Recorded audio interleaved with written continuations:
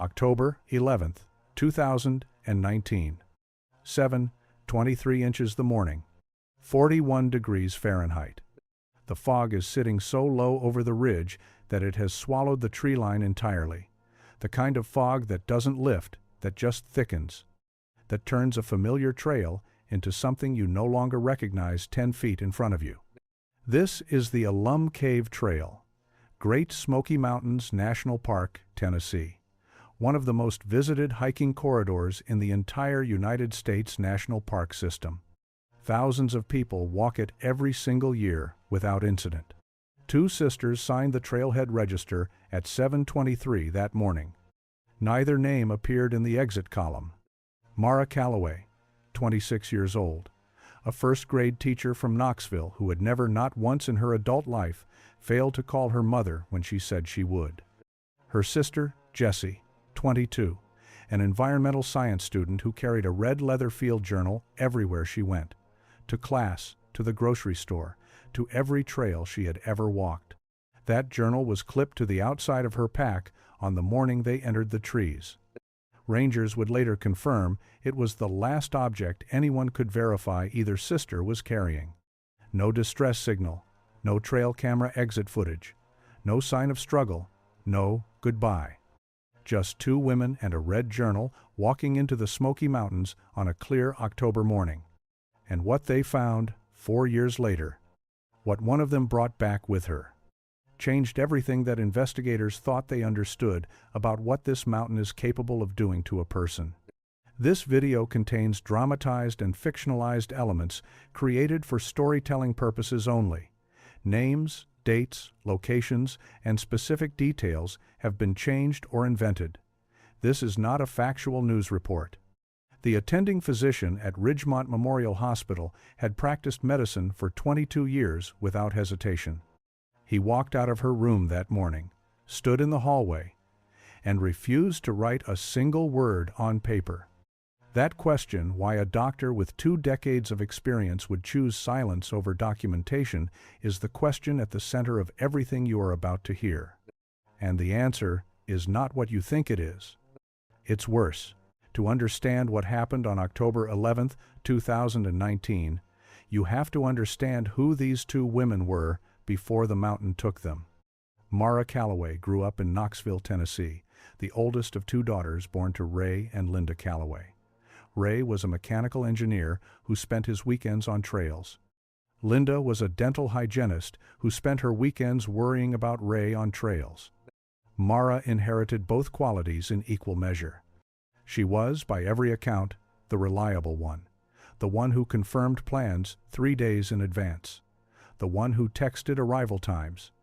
Her colleague at Bearden Elementary School, a fellow first-grade teacher named Donna Haynes, described her in an interview as, and I want to use her exact words here, the kind of person who makes you feel like the world has a schedule and someone responsible is keeping it. She had no criminal record, no history of mental health crisis, no financial distress. She was, by every measurable external standard, exactly as stable as she appeared. Jessie Calloway was something different. Not unstable, not troubled, just more porous, more open to the world as a thing worth documenting rather than managing. She was 22 years old, a junior in the environmental science program at the University of Tennessee, and she was, by the assessment of every professor who taught her, extraordinarily gifted. Her faculty advisor, Dr. Ellen Marsh, told investigators, Jessie had the rarest quality in a field researcher. She noticed things other people's eyes slid right over. And she wrote everything down. The red leather field journal.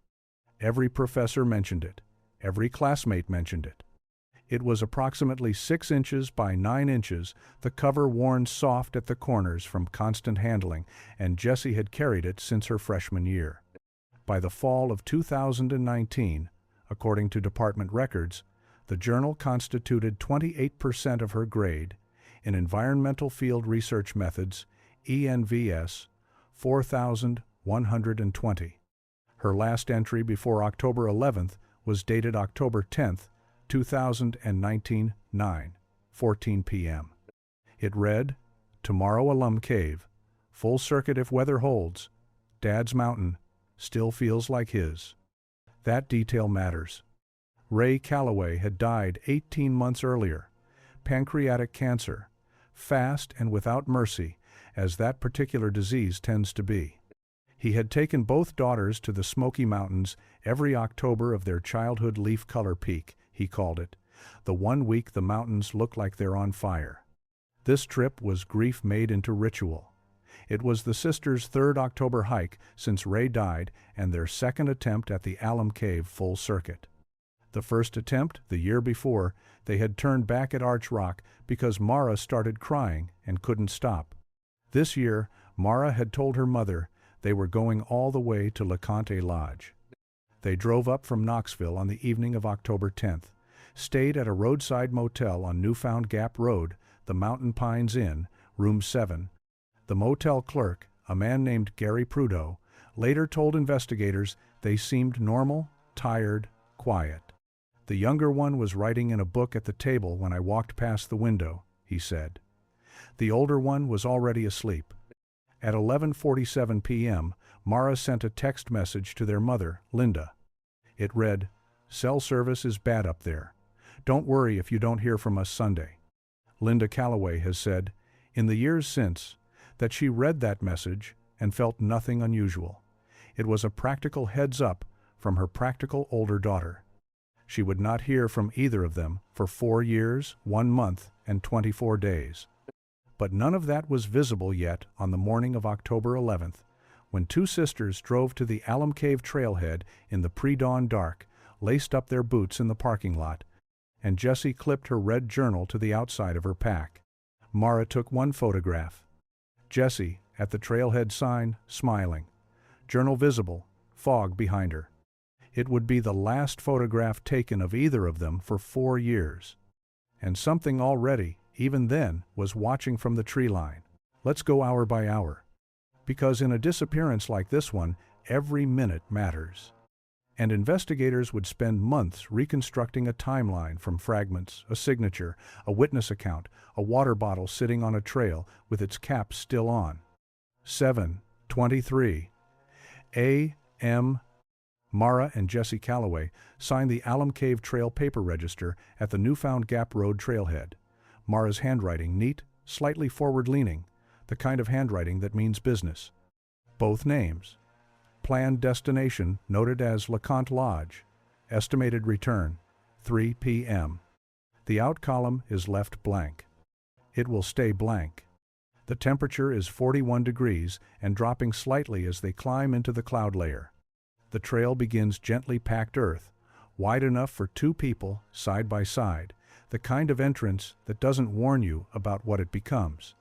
Arch Rock is approximately 1.4 miles in, a narrow corridor of wet stone, walls close enough to touch simultaneously, where the light drops by nearly half and sound changes character entirely. They pass through Arch Rock at approximately 8:45 a.m. based on pace estimates from their trailhead start time. 9:10 a.m. A day hiker named Dale Weston, 54 years old, from Maryville, Tennessee, a man who has walked Alum Cave Trail more times than he can count, comes down the mountain going the opposite direction.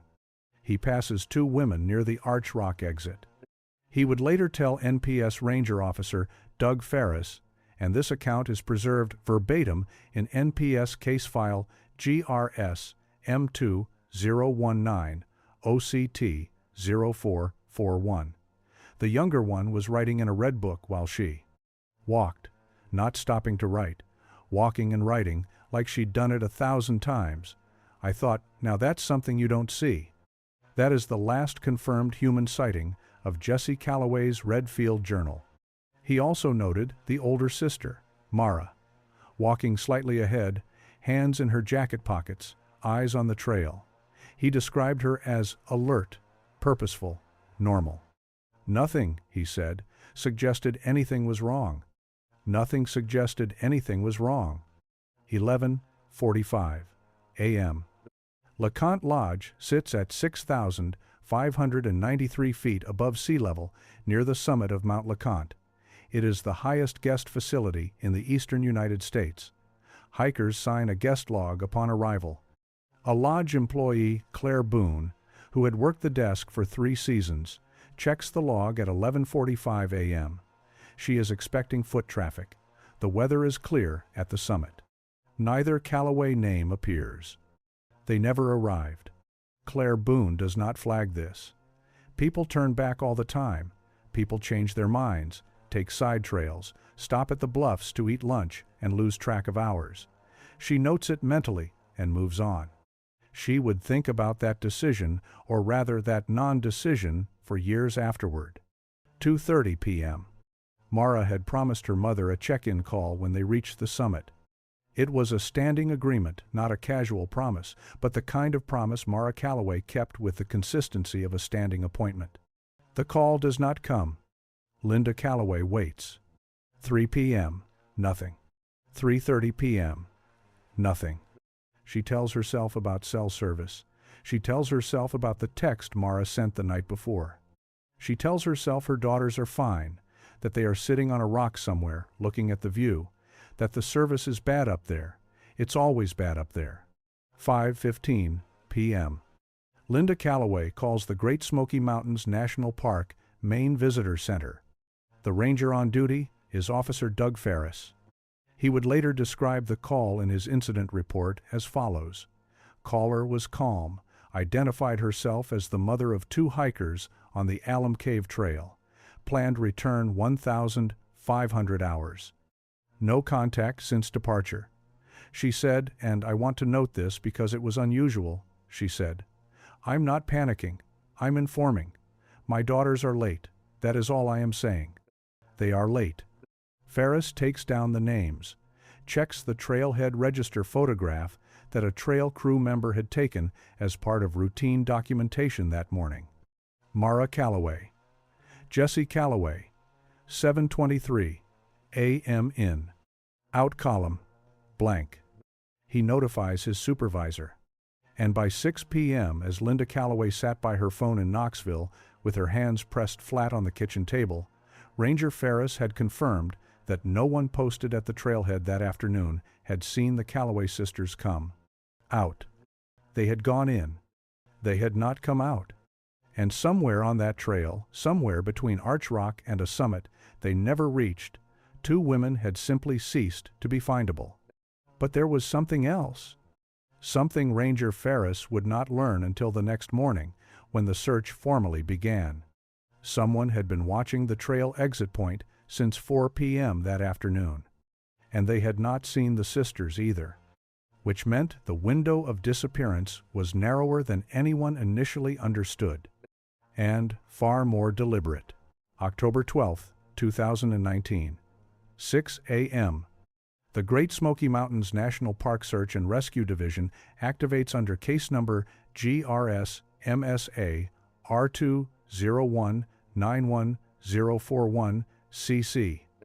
Incident Commander, Supervisory Ranger Holt Braddock, 14 years with the National Park Service. He has run 43 search and rescue operations in the Smokies. He would later say, this one was different from the first hour. 4 K9 units deploy at the Alum Cave Trailhead at first light. Handlers give the dogs scent articles a hairbrush from the motel room. A fleece jacket Linda Calloway drove through the night to deliver at 4 a.m. The dogs move fast. Too fast, actually the handlers have to jog to keep up. The scent is strong, fresh, clean. Past Arch Rock, past Alum Cave Bluffs. Up the ridge toward the LeConte Junction. And then, at GPS coordinates 35.65, 12 degrees north, 83.49, 08 degrees west, the dogs stop. Not slow down, not lose interest. Stop. The lead K9 handler, a woman named Terry Alcott, who had worked over 200 search operations in her career, described it in her formal debrief preserved in the SAR After Action Report, page 7, as follows. Sierra didn't just lose the scent, she backed up 2 steps. I've worked this dog for 6 years. Dogs don't back up from a lost scent, they circle. They cast. They try again. Sierra backed up, That told me something I didn't have words for yet. The coordinates placed the scent loss at a ridgeline junction, a point where the official trail continues toward LeConte and where an unmarked, unmaintained lateral path branches off to the northeast. It does not appear on any park map distributed to visitors. Rangers know it as the Gracie Hollow Spur. It was decommissioned as an official trail in 1987 after a series of maintenance issues and access problems near the park's northeast boundary. It had not been formally walked by NPS personnel in over a decade. The search grid expands. Helicopter coverage over 11.4 square miles. 3 days of aerial passes.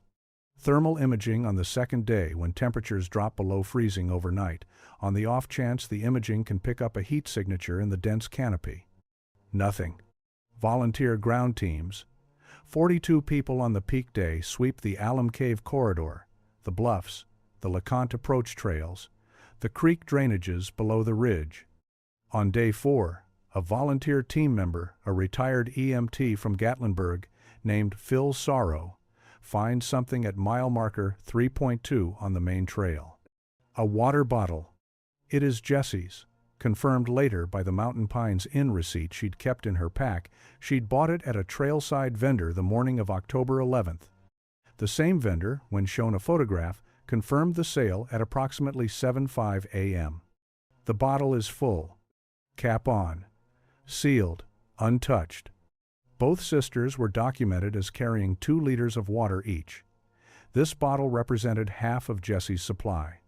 It is sitting upright against the base of a tulip poplar, approximately 4 feet off the trail. Not dropped, not knocked over, placed. The forensic team photographs it, bags it, labels it, item 03B. Checks for fingerprints only Jessie's, consistent with normal carry. No signs of distress nearby. No disturbed soil. No blood. No fabric. Nothing. Braddock would describe the water bottle in his incident summary as the most unsettling piece of evidence I encountered in this search, because I cannot construct a scenario in which it makes sense. Day 7. The primary search is scaled back. Day 12. Operations formally suspended, pending new information. The official designation filed with NPS Regional Headquarters per case GRSMSAR 2019-104-1CC. Unexplained disappearance investigation. Transferred to Tennessee Bureau of Investigation. Open status. Ranger Braddock contacts Linda Calloway personally to deliver this news. She listens to everything he says. She asks one question. Did the dogs find anything past where they stopped? Braddock tells her the truth. No. They wouldn't go past that point. Linda Calloway says thank you and hangs up the phone. The Redfield Journal, Jessie's journal, item 12C in the evidence log, is formally listed as missing evidence. The entry reads, Personal Journal, red leather, approximately 6 by 9. Last seen in possession of subject Jessie Calloway, approximately 9:10 a.m., the 11th of October 2019. Status, missing. The trailhead register is photographed, preserved, filed. The water bottle goes into storage at the NPS Gatlinburg Evidence Facility. The Gracie Hollow Spur Trail sits unmarked on every map in the park, and the Smoky Mountains close around whatever happened out there, like a hand closing into a fist. And then, silence. For years, the Tennessee Bureau of Investigation assigned the Calloway case to a cold case investigator named Detective Arlene Pruitt out of the Knoxville field office. Pruitt was thorough. By every account, she was one of the better cold case investigators the TBI Knoxville division had. She reviewed the NPS file, all 47 pages of it. She re-interviewed Dale Weston. She drove to the Mountain Pines Inn and stood in room 7 for a while, just looking. She re-examined the water bottle, which by then had been tested 3 additional times and yielded nothing new. Every lead expired. Not because they were bad leads, because the trail literally and figuratively simply ended at coordinates 35.6512 north, 83.4908 west, on a ridge above Alum Cave bluffs, on a spur trail that nobody had officially walked in a decade. 2020 came. The world contracted into something smaller and stranger, and the Calloway case became one of thousands of cold files sitting in a drawer in a building in Knoxville, technically open, operationally dormant. Linda Calloway created a Facebook memorial page for both daughters in March of 2020. She titled it, "Help Find Mara and Jessie Calloway." Within 6 months, it had 4,000 followers. People shared it. True crime communities dissected it.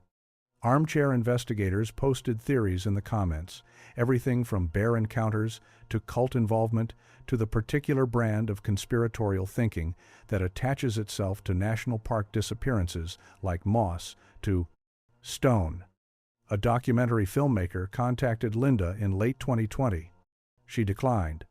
She declined because she had not yet decided whether her daughters were gone or missing, and she understood with a clarity that is its own kind of grief that a documentary is something you make about an ending. She was not ready for an ending. Detective Pruitt re-interviews every witness on record. Claire Boone, the LeConte Lodge employee, Gary Pruto at the Mountain Pines Inn, Dale Weston for the third time. She drives the Newfound Gap Road at the same hour the sisters would have driven it in October to see what she might notice. She notices the fog. She notices how completely it removes the ridge from the visible world. She writes in her case notes, "This terrain does not give things back easily. Nothing breaks." The Calloway case is featured in a regional true crime podcast called Appalachian Cold. The episode generates significant listener traffic. Tips come in through the podcast's website, most of them useless, some of them clearly fabricated, 2 or 3 worth a second look. One of those tips comes from a listener who identifies themselves only as M. Voss. No full name, no verifiable contact information. The message reads, "I saw a woman matching the older sister's description at a gas station in Cosby, Tennessee. She was with a man. She looked okay, but she wasn't doing the talking. He was." Cosby, Tennessee, 11 miles from the park's northeast entrance. Detective Pruitt receives the forwarded tip, logs it as TBI lead reference C, C22047, notes it for follow-up. The follow-up never happens. The TBI Knoxville office, in a memo dated the 14th of September, 2022, cites casework volume limitations as the reason for the delay. It is not a dismissal, it is a deferral. A deferral that, in retrospect, would represent one of the most consequential administrative failures in the history of this investigation. Because Mara Calloway was alive. She had been alive the entire time. And she was 40 miles from the field office that was supposed to be looking for her. But there was one more thing. In November of 2022, Detective Pruitt received an anonymous message through a burner email account, the kind that routes through multiple servers and leaves no traceable origin point. The message read, "The Calloway girls weren't the first ones to go missing off that spur trail. Ask the old rangers. Ask what they called that ridge before the park renamed it in 1987. Ask why it was renamed." Pruitt printed the email. Read it twice. Filed it in the case folder under the tab marked Unverified Tips. The email could not be traced. The origin could not be established. The claim that others had vanished there before was unverifiable through any official NPS record that Pruitt could access. She flagged it as low priority and moved on. She would later say, in an interview for this documentary, that not following that particular thread was the only decision in the entire investigation that she genuinely regretted. The Red Leather Field Journal, Item 12C, remained listed in the NPS Gatlinburg Evidence Facility as missing. It had its own line in the case file, its own status column. Unrecovered. Nobody knew that 40 miles away, in a small county hospital that most people in Knoxville had never heard of, a woman was about to walk through a set of automatic doors at 2:17 inches the morning, barefoot, 94 pounds, and carrying something pressed flat against her chest. something that had been missing for almost 5 years. Before we go any further, if this story has kept you watching this far, hit that subscribe button right now, because what we are about to reveal is the part that investigators still cannot explain. September 4th, 2023, 2:17 a.m. 64 degrees Fahrenheit in Sevierville, Tennessee, warm for September, the kind of overnight heat that sits on your skin without moving. The automatic doors of Ridgemont Memorial Hospital slide open. A woman walks in. She is not running. She is not screaming. She is not bleeding from any visible wound. She walks with the deliberate, measured pace of someone who has decided to arrive somewhere and is now arriving. The admitting nurse on duty, Carla Denning, RN, 11 years in emergency intake, looks up from her desk. She would describe what she saw in an interview as follows. She was tall, or she looked tall because she was so thin. Her clothes, hiking pants, a fleece jacket, both of them, I don't have a word for the condition they were in. Not torn exactly, just reduced, like they'd been worn past the point where fabric is supposed to exist. Her feet were bare, and they were the feet of someone who had been walking without shoes for a very long time.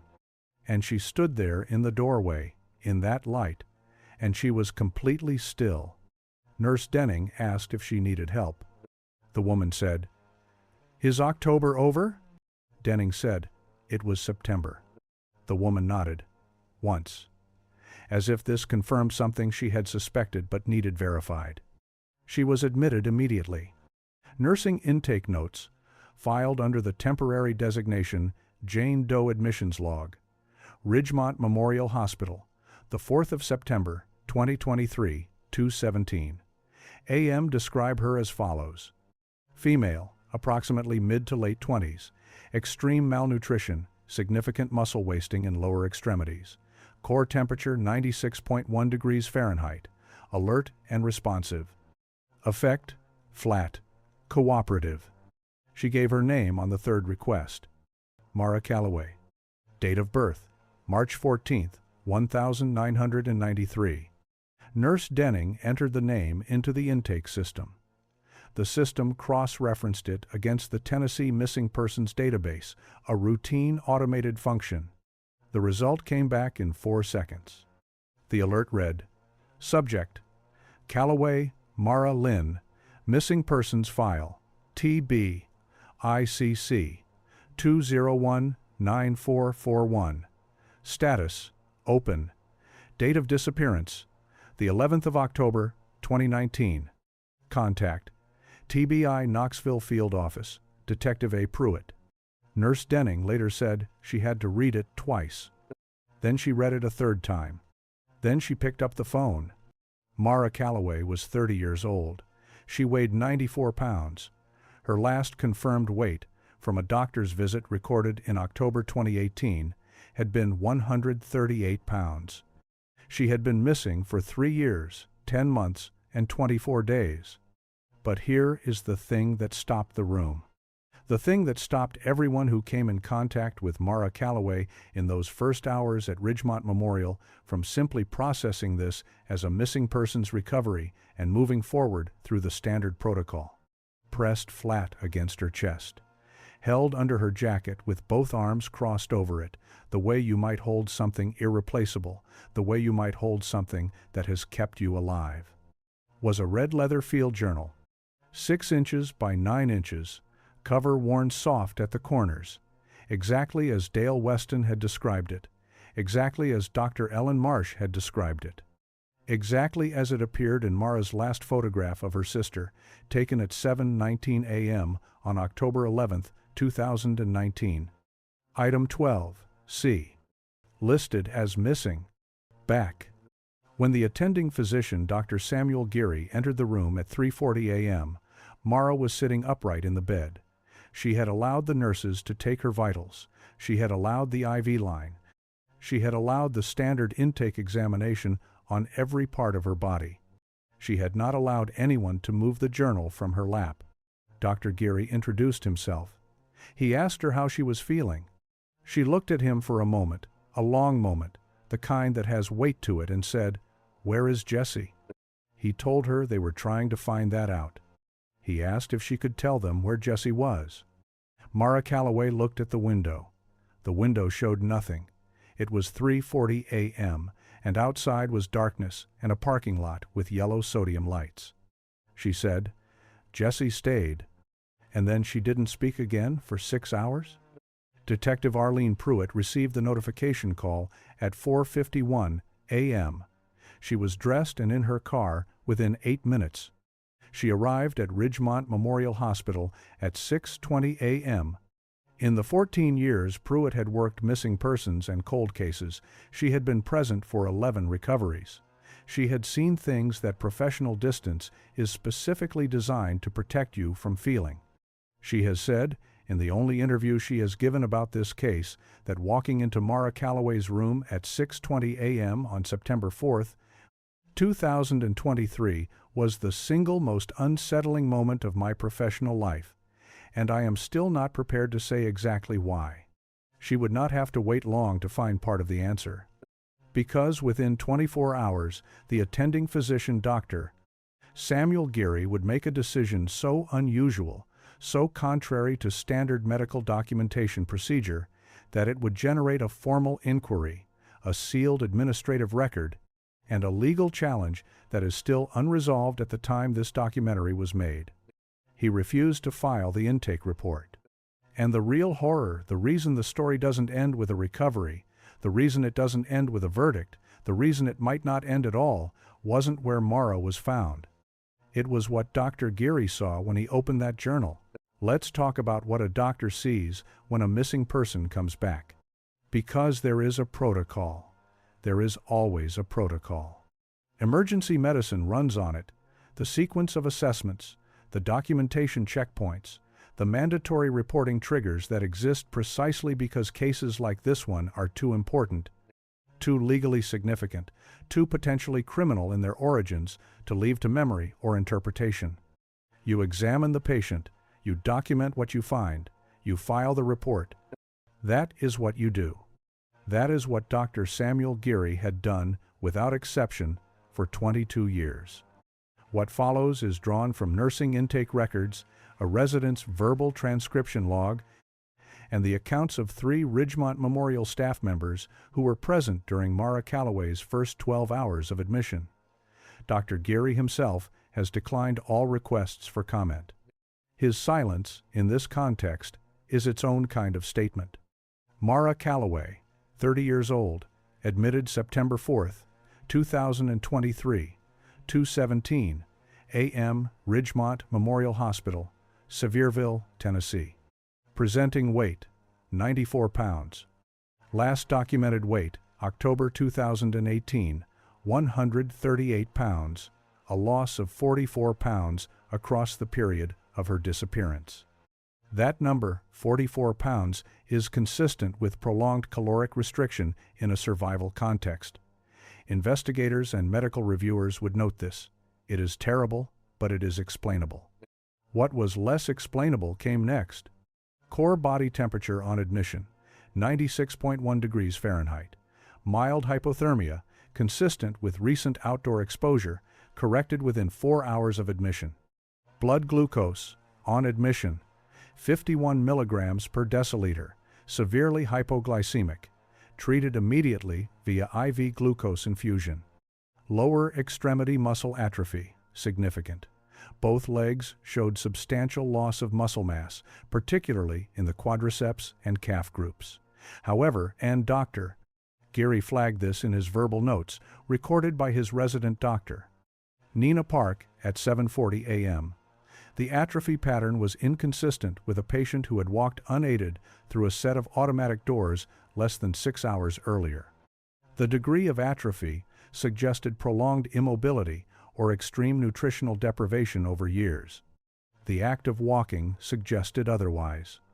The discrepancy was noted. It was not resolved. Mara's hands told a longer story. Her fingernails showed evidence of repeated growth and breakage, not clipping, not grooming, but physical breakage consistent with sustained manual labor in an outdoor environment. The forensic analysis, later requested by Detective Pruitt, referenced in TBI Supplemental Medical File CC20194441M, noted the following. Growth and rebreakage cycles in nail tissue are consistent with a minimum of 2 to 3 years of repetitive manual activity. This is not consistent with a period of passive captivity. She had not been sitting somewhere. She had been doing something. For years. But the physical findings, as unsettling as they were not what stopped Dr. Geary. It was the neurological and psychological assessment that changed the texture of the morning. Mara did not initially respond to her own name. This is documented. When Nurse Denning first said, "Mara?" before the official identification was confirmed, simply as a way of addressing the patient by the name she had given, Mara did not react. Not because she was unconscious, not because she was unresponsive. She was sitting up, eyes open, tracking movement in the room with normal visual responsiveness. She simply did not turn her head. On the second repetition, nothing.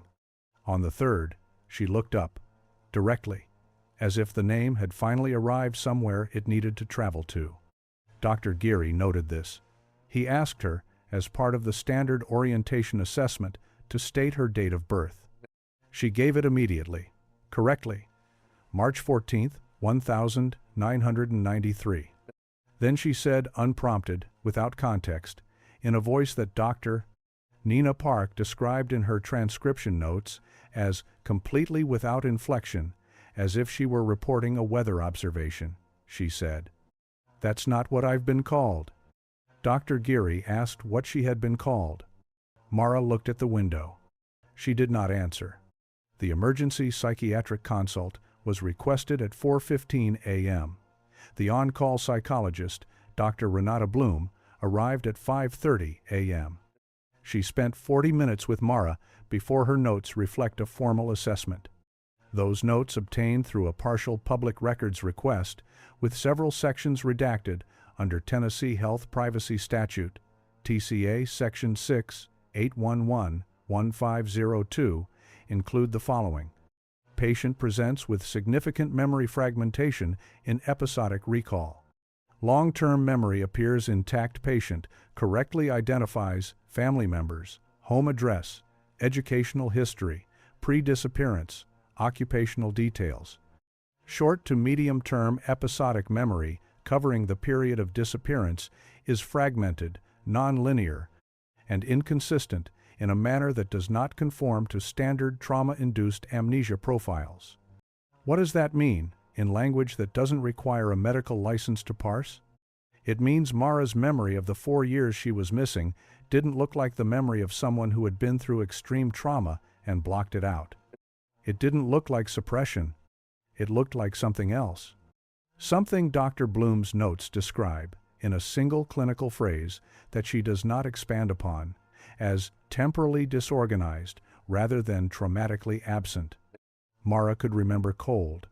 She remembered fire, small fire. She specified, controlled. She remembered writing. She remembered Jessie's voice. She remembered physical labor, carrying things, building things. She couldn't specify what. She remembered being hungry, and then not being hungry for a while, and then being hungry again. She could not sequence these memories. She could not place them on a calendar. She could not tell anyone what season it had been, or how many times she had seen snow, or whether a year had passed, or 3 years had passed, or something in between. When Dr. Bloom asked her directly, "How long do you think you were gone?" Mara thought about it for a moment. Then she said, "Long enough." And then she said something else. Something that is redacted in the formal psychological notes. Something that Dr. Bloom, when contacted for this documentary, declined to repeat on the record, citing in her words, "an ongoing ethical obligation to my patient." 3 nursing staff members who were in or near the room at various points during the morning have each independently described Mara as calm, cooperatively calm. The kind of calm that isn't the absence of feeling, but the result of having decided at some earlier point not to be frightened anymore. The kind of calm that takes years to build. Dr. Geary completed his physical examination at approximately 7:30 a.m. At 7:40 a.m., his verbal notes, recorded by Dr. Nina Park and preserved in the resident's clinical log, include the following. Patient presents with nutritional and psychological indicators consistent with prolonged isolation. However, timeline cannot be reconciled with physical findings.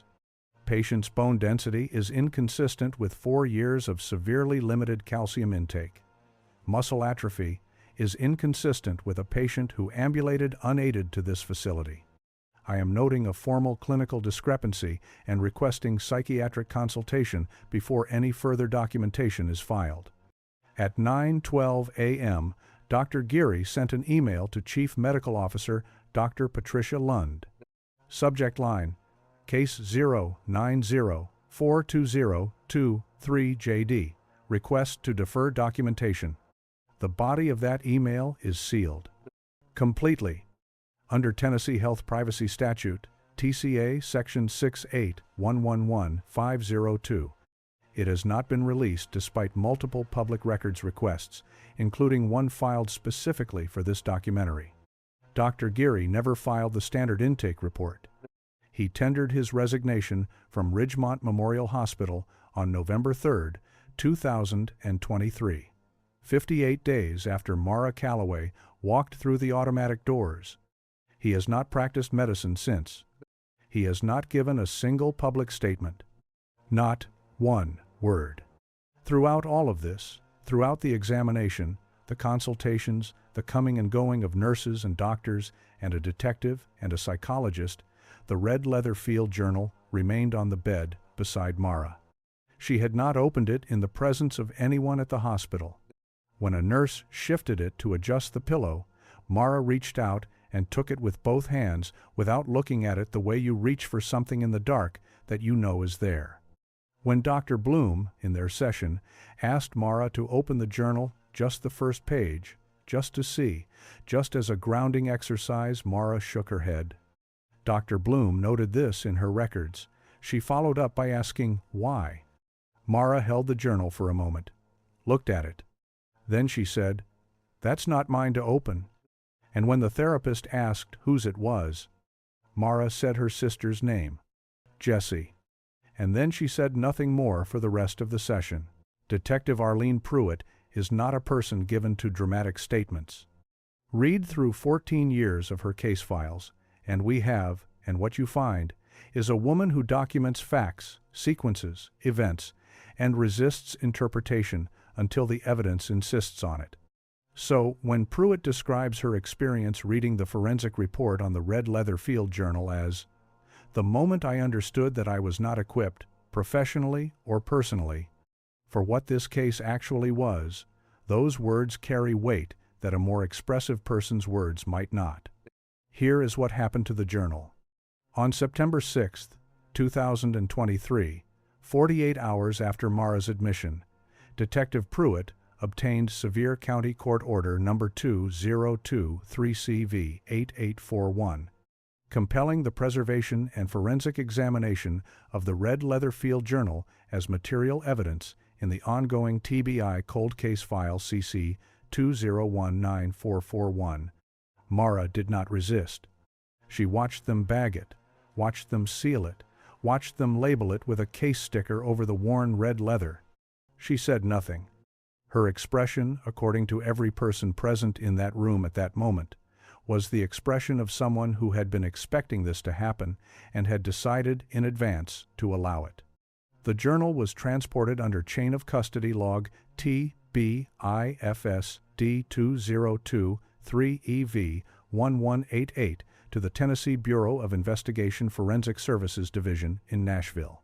Forensic Document Examiner Agent Lois Farrow led the examination. Agent Farrow has examined documents professionally for 19 years. Physical documents, their paper, their ink, their degradation patterns, their margins and pressures, and the way a person's handwriting changes when they are writing in different conditions of light, fatigue, emotion, time. She spent 11 days with the journal. Here is what the first 80 pages contained. Jessie Calloway's environmental science field notes, Standard, methodical, exactly what you would expect from a third-year field research student. Soil composition observations. Temperature gradient readings at different trail elevations. Bird species logged by time and location. Weather pressure observations. Small annotated sketches, a fern, a rock outcropping, a root system.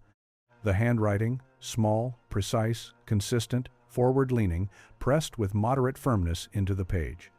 The last entry in Jessie's pre-disappearance hand, page 80, the entry made on the evening of October 10th, reads exactly as described in the case file. Tomorrow, Alum Cave. Full circuit if weather holds. Dad's mountain still feels like his. Page 81 begins differently. The handwriting changes. Not completely. Not in a way that suggests a different person entirely. The letter formations are still recognizably Jessie's, the particular loop of her lowercase g, the way she crosses her T slightly low, the slight leftward drift in her capital J. But everything else is different. The writing is larger, less controlled. The pressure is uneven. Some passages pressed so hard they nearly pierce the page, others so light they are barely legible, as if written in near total darkness or with a hand that could not stop trembling. The margins are gone.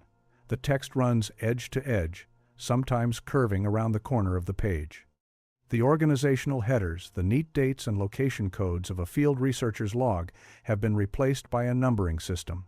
Day 1, Day 2, Day 7, Day 14, Day 23. Not calendar dates, not months.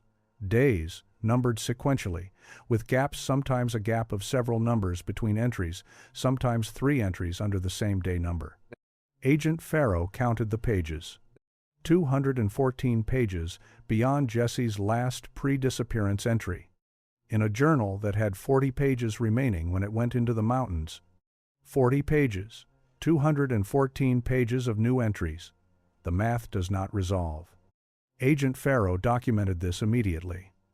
She cross-referenced the paper stock, all consistent with the same journal, the same manufacturer, no evidence of additional pages inserted or glued. The journal had not been altered physically. It had not been extended. 214 pages. In 40 remaining pages. The forensic report, TBIFSD 2023 EV1188, includes the following finding under the heading Paper and Ink Analysis. Ink composition across all 214 post-dated pages is consistent with standard ballpoint manufacture. Production window 2018 to 2022. Paper degradation and oxidation patterns in the post-dated entries suggest writing occurred over an extended multi-year period under non-standard environmental conditions, specifically variable humidity and temperature exposure consistent with outdoor or semi-sheltered storage. Temporal analysis of degradation rates across the 214 pages is internally inconsistent. No definitive conclusion on total elapsed writing time can be offered. Internally inconsistent. No definitive conclusion.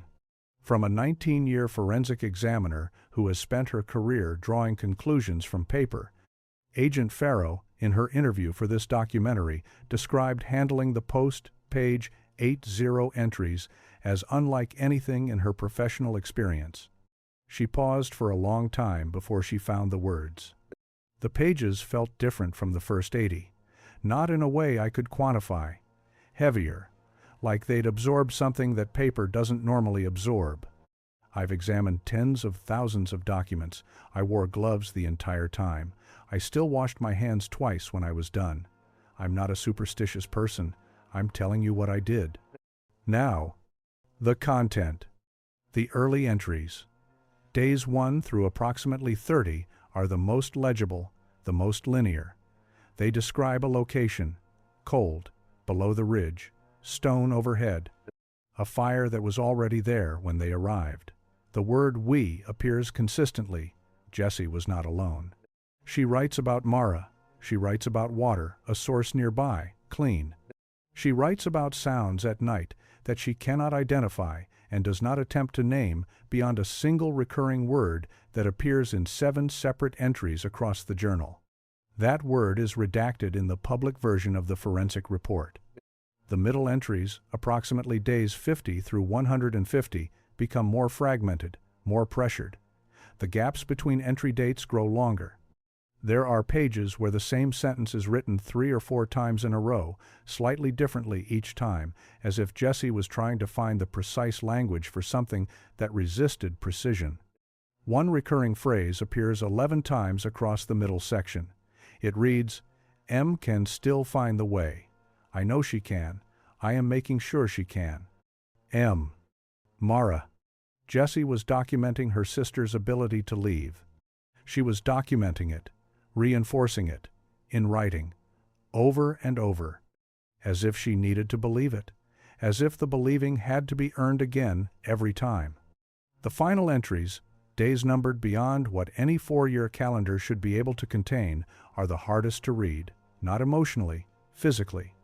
The handwriting deteriorates in a way that is not consistent with illness or injury, but with something Agent Farrow described simply as urgency of a kind I don't have a professional category for. Page 291. An entry that reads in its entirety, "She knows. I told her last night. She argued.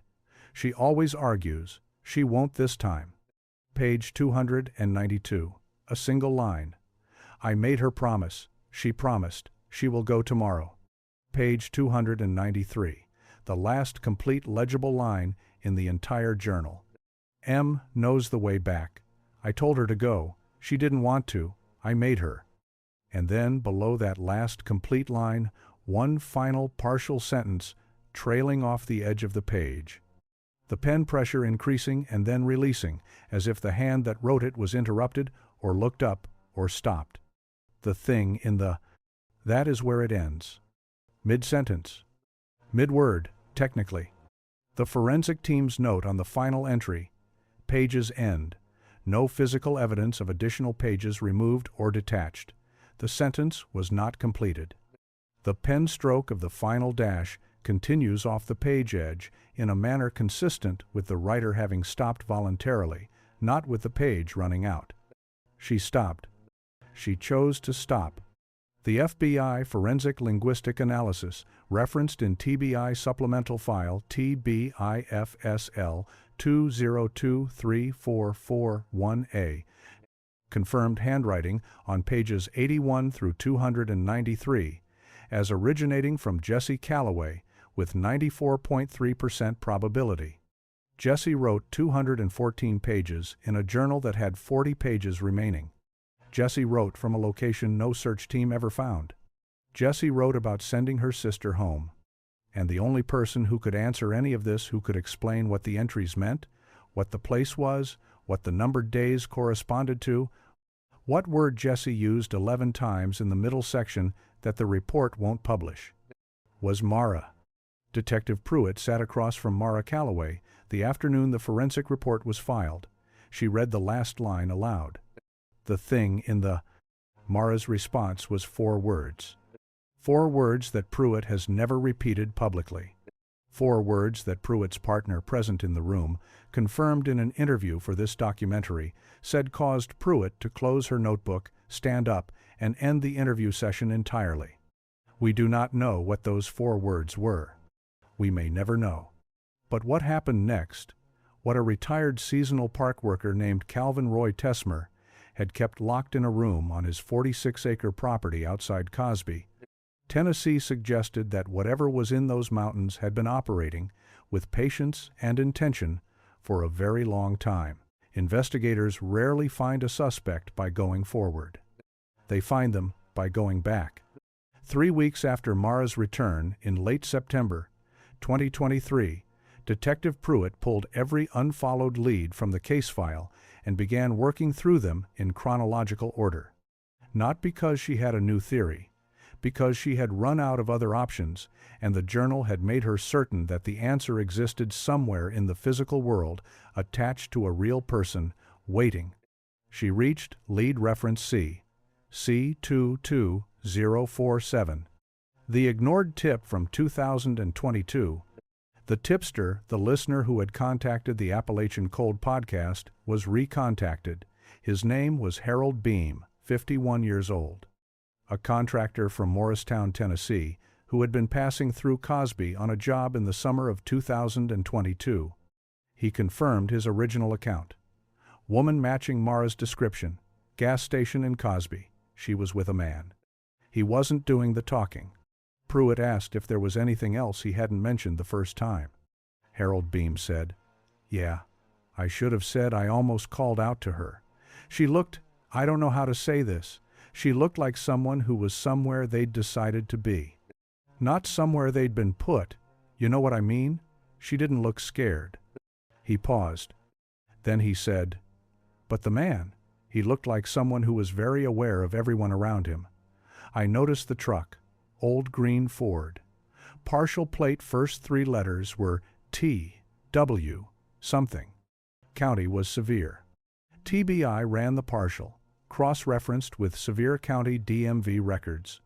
Green Ford trucks, registered owners in or adjacent to Cosby, Tennessee, partial plate beginning TW. 3 results. 2 were immediately eliminated. Wrong make year, wrong registered address. The third, Calvin Roy Tesmer, 58 years old, Cosby, Tennessee, retired. Former occupation, National Park Service, seasonal trail crew, Great Smoky Mountains, employment dates 1998 through 2011. 13 years of seasonal employment, 13 years of learning the terrain, the unofficial trails, the decommissioned spurs, the parts of the park that don't appear on visitor maps. No criminal record, no prior law enforcement contact.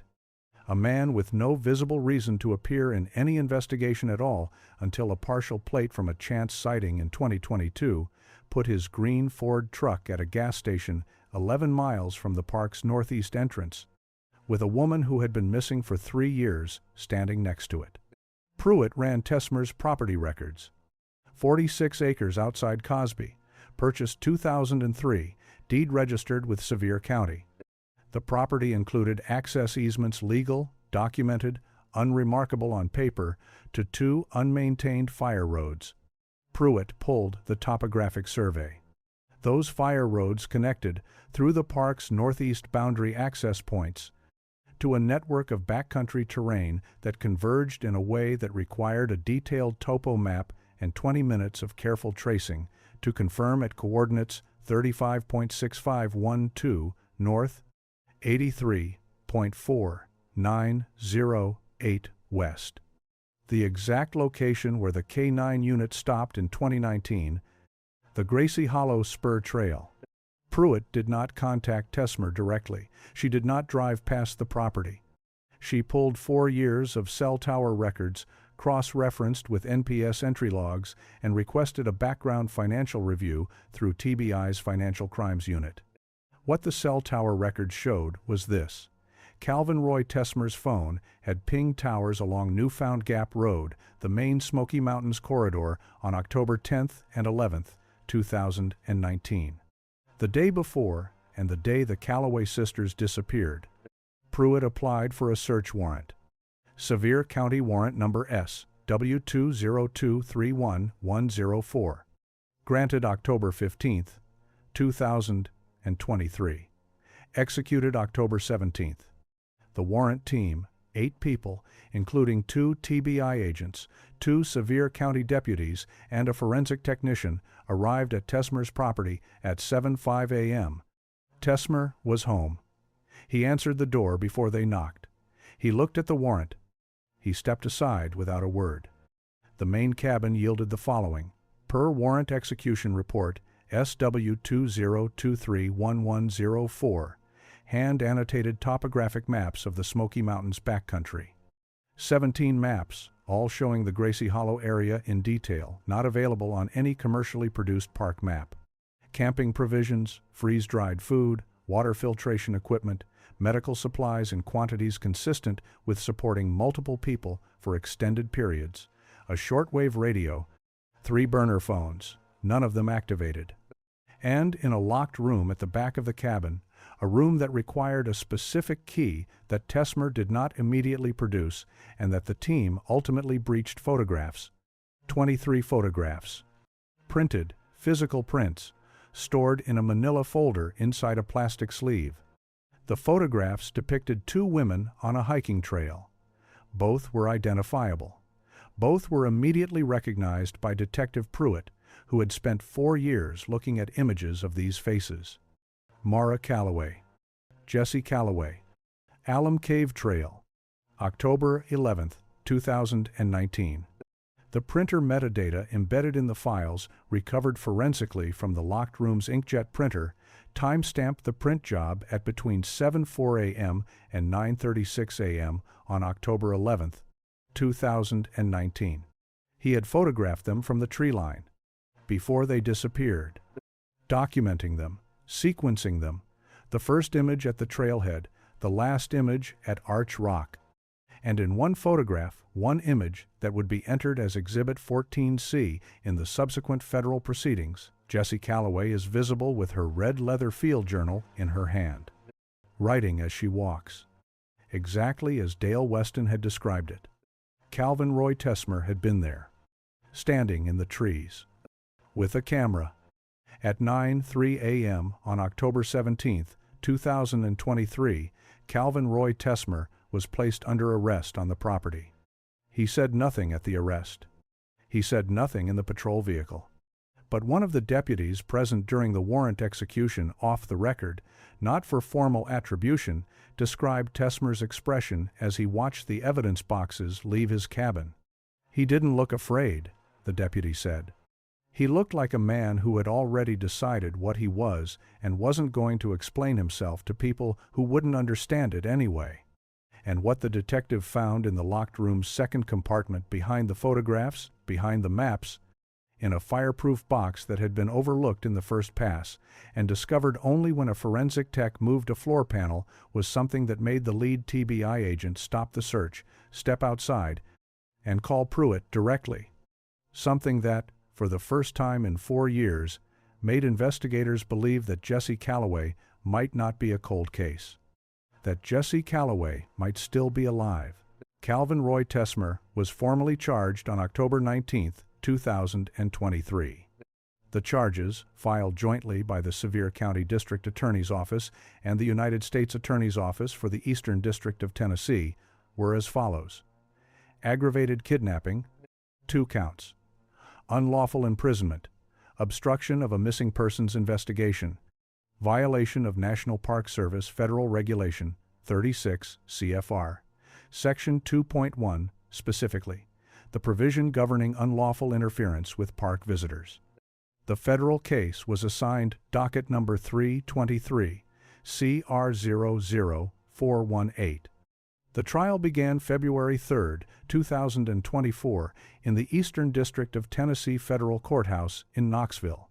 Tesmer's defense attorney, a court-appointed counsel named Frank Dolan, entered a plea of not guilty on all counts at arraignment.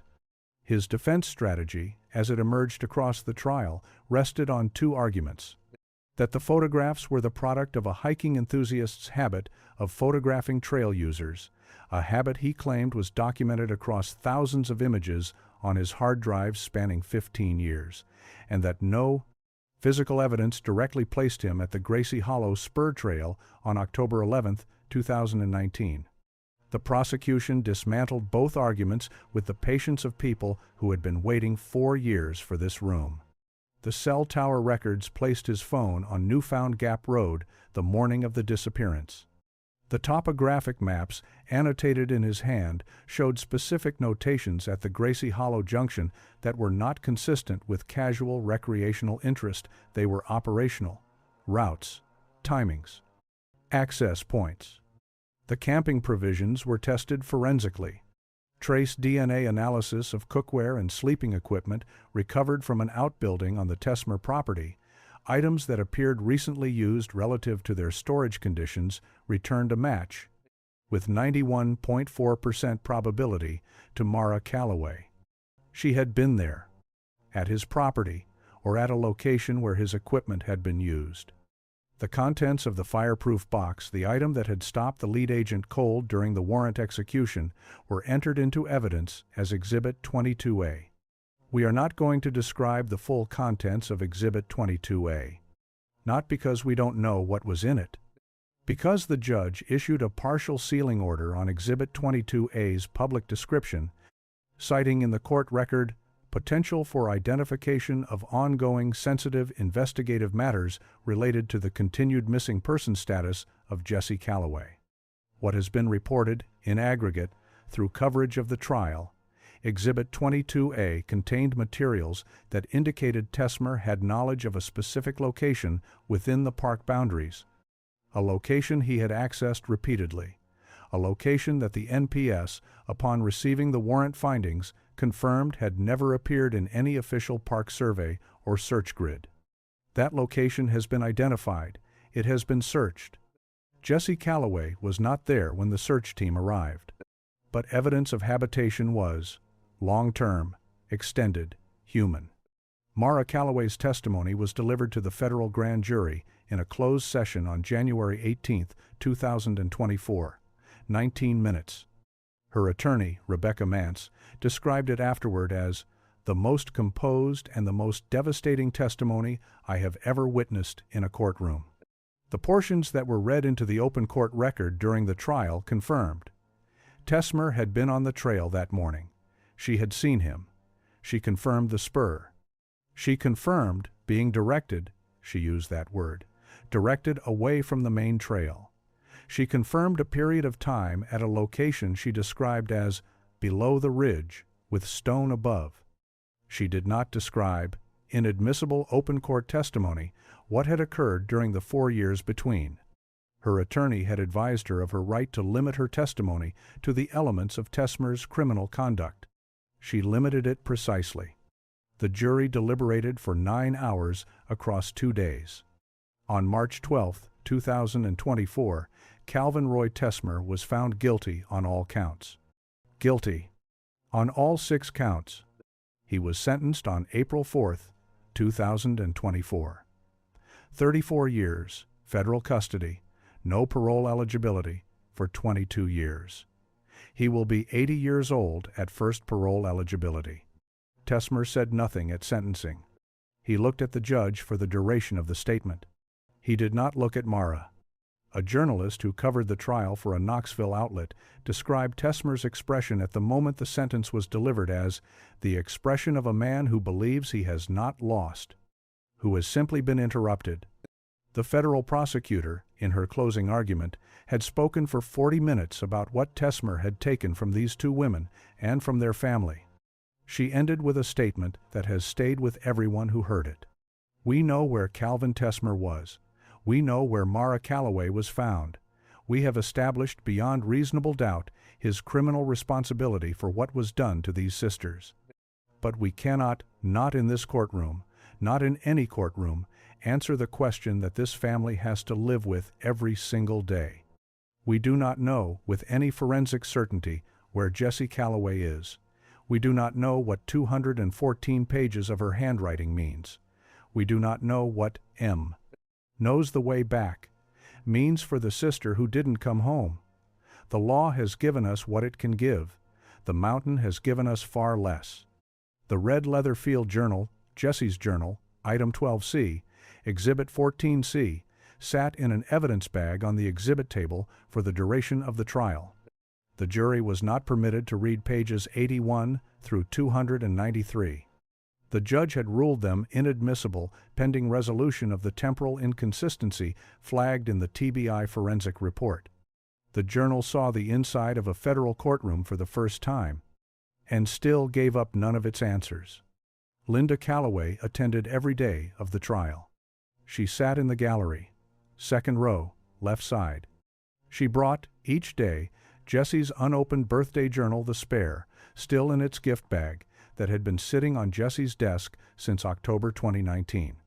She held it in her lap through the testimony and the exhibits and the verdict and the sentencing. She never opened it. When asked by a reporter why she brought it every day, Linda Calloway said, "Because Jessie should have been here to hear this, and it was the closest I had." The cell door closed. The question remained.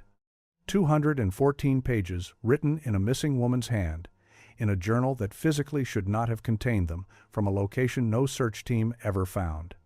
And a sentence that ends mid-word. A sentence that has never been finished. Here is where things stand. As of the time this documentary was made, Mara Calloway is alive.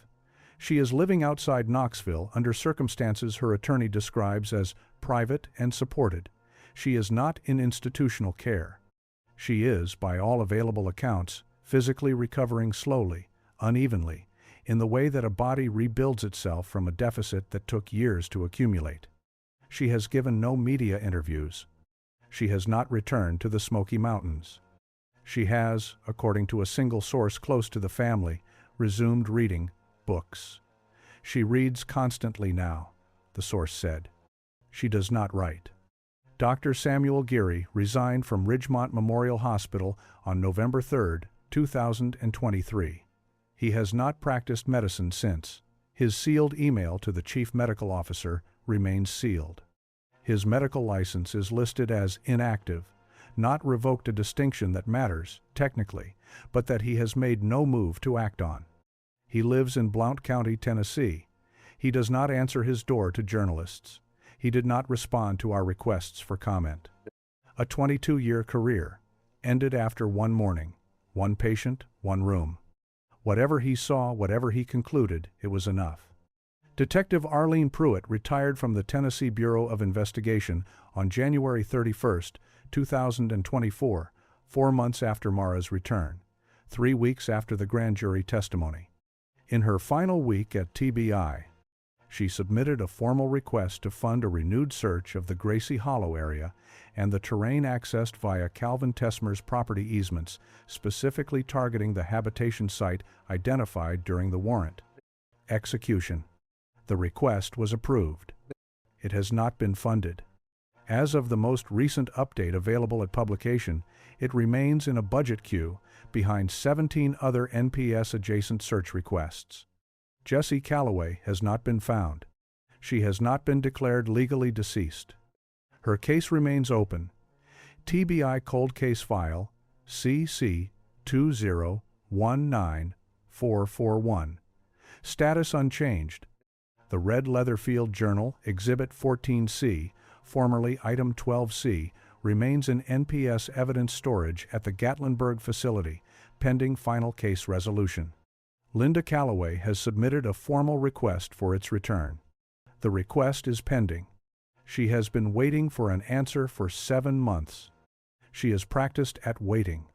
The last line of Jessie's journal, "The thing in the has not been explained," has not been completed, has not been attributed by any forensic or investigative analysis to anything identifiable in the physical record.